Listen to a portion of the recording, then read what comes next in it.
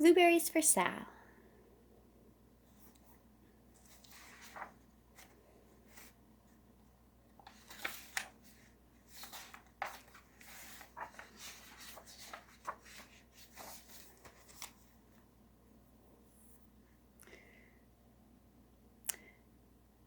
Blueberries for Sal.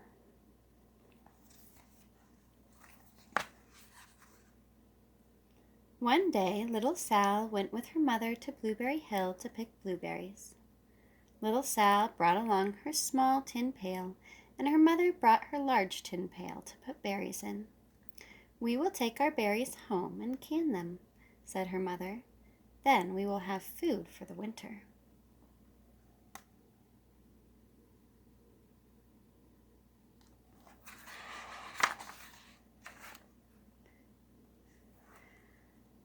Little Sal picked 3 berries and dropped them in her little tin pail. Kaplink, kaplink, kaplunk. She picked 3 more berries and ate them. Then she picked more berries and dropped 1 in the pail. Kaplunk. And the rest she ate. Then little Sal ate all 4 blueberries out of her pail.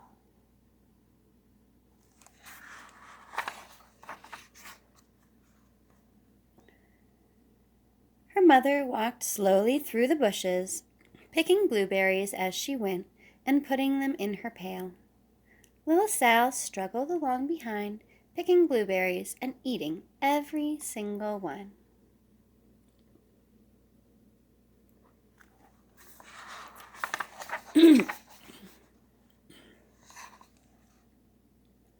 Little Sal hurried ahead and dropped a blueberry in her mother's pail. It didn't sound kaplink, because the bottom of the pail was already covered with berries. She reached down inside to get her berry back. Though she really didn't mean to, she pulled out a large handful, because there were so many blueberries right up close to the one she had put in.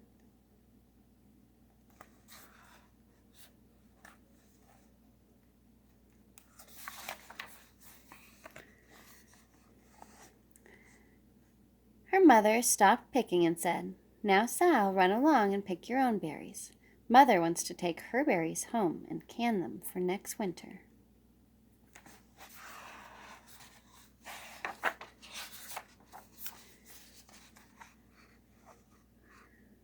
Her mother went back to her picking, but little Sal, because her feet were tired of standing and walking, sat down in the middle of a large clump of bushes and ate blueberries.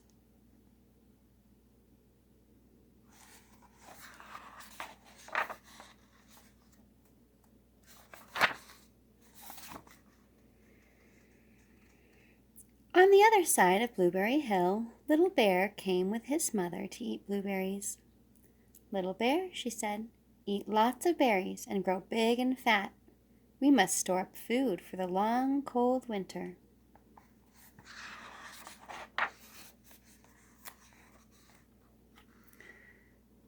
Little Bear followed behind his mother as she walked slowly through the bushes eating berries. Little Bear stopped now and then to eat berries. Then he had to hustle along to catch up.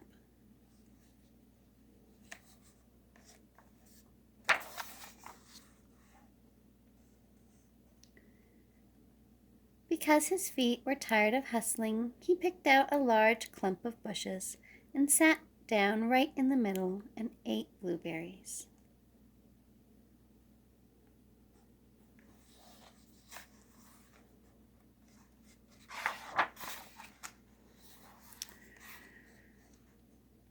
On the other side of the hill, little Sal ate all of the berries she could reach from where she was sitting, and then she started out to find her mother.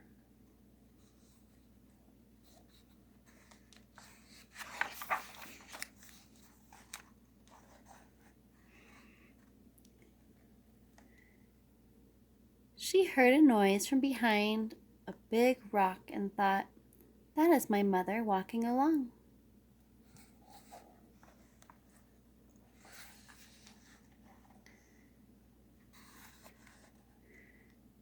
But it was a mother crow and her children, and they stopped eating berries and flew away, saying, "Caw, caw, caw."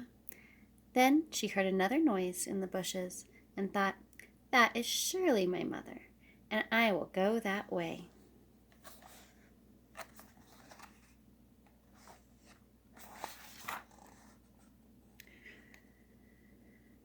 But it was Little Bear's mother instead. She was tramping along, eating berries and thinking about storing up food for the winter. Little Sal tramped right along behind.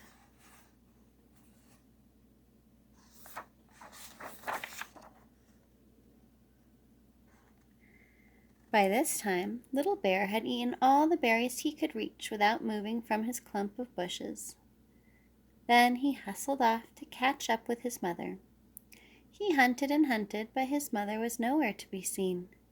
He heard a noise from over a stump and thought, "That is my mother walking along."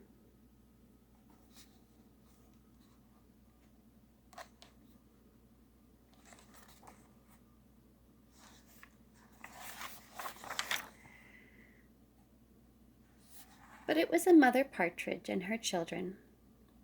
They stopped eating berries and hurried away. Then he heard a noise in the bushes and thought, "That is surely my mother. I will hustle that way."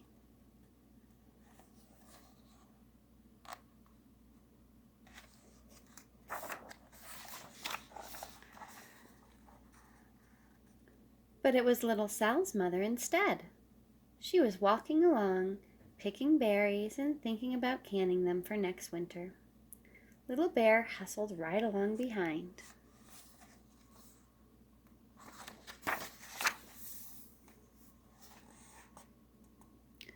Little Bear and Little Sal's mother, and Little Sal and Little Bear's mother were all mixed up with each other among the blueberries on Blueberry Hill.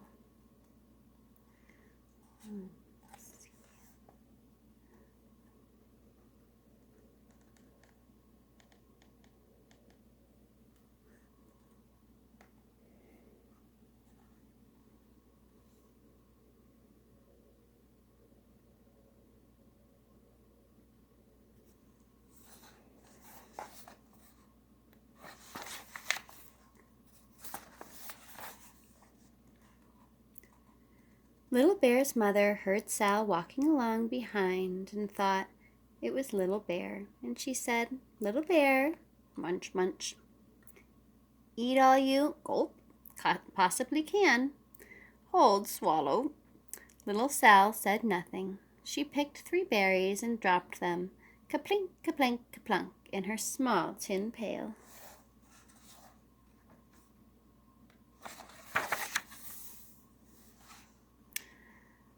Little Bear's mother turned around to see what on earth could make a noise like kaplunk. "Grumph!" she cried, choking on a mouthful of berries. "This is not my child. Where is Little Bear?" She took one good look and backed away. She was old enough to be shy of people, even a very small person like Little Sal. Then she turned around and walked off very fast to hunt for Little Bear.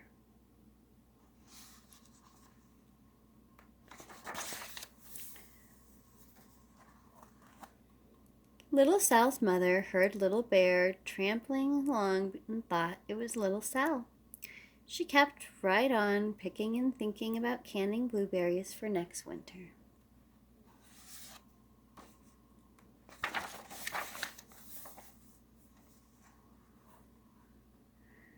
Little Bear padded up and peeked into her pail. Of course, he only wanted to taste a few of what was inside, but there were so many and they were so close together that he tasted a tremendous mouthful by mistake.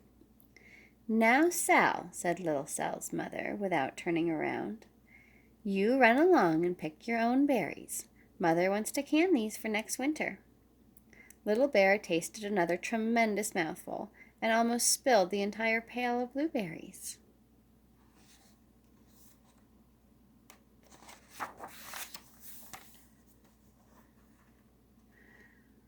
Little Sal's mother turned around and gasped, "My goodness, you are not Little Sal. Where, oh, where is my child?" Little Bear just sat munching and swallowing and licking his lips. Little Sal's mother slowly backed away. She was old enough to be shy of bears, even very small bears like Little Bear. Then she turned and walked away very quickly to look for little Sal.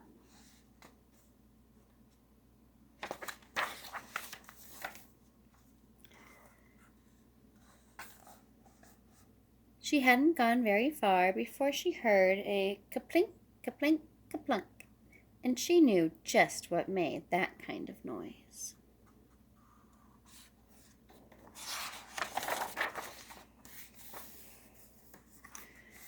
Little Bear's mother had not hunted very long before she heard a hustling sound that stopped now and then to munch and swallow.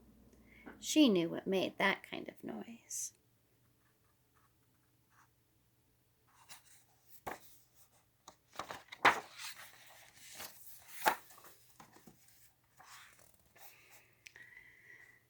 Little Bear and his mother went home down one side of Blueberry Hill, eating blueberries all the way, and full of food stored up for next winter.